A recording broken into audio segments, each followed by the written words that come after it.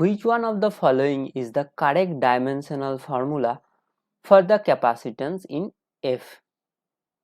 M, L, T and C stand for the unit of mass, length, time and charge.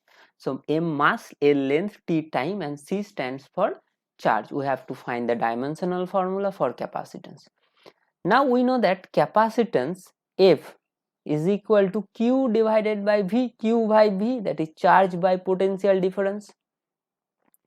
Now if we multiply both sides with both Q square divided by QV, now QV is represents energy, so QV is energy. Energy is equal to work done, so energy is equal to work done.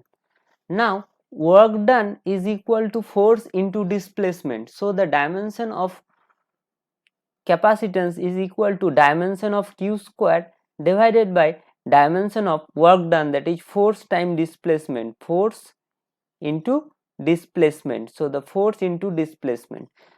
So now Q charge is represented by C, so Q square is C square divided by force.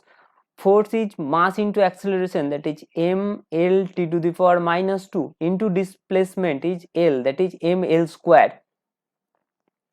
So it is become C square m to the power minus 1, now L square, that is L to the power minus 2 and T to the power 2, T square. So the dimensional formula of capacitance is C square m inverse L to the power minus 2 T square, that is C square m inverse m L to the power minus 2 T square, that is option 4 is the correct answer. Thanks for watching. Please like this video, subscribe my channel and share this video. Thank you.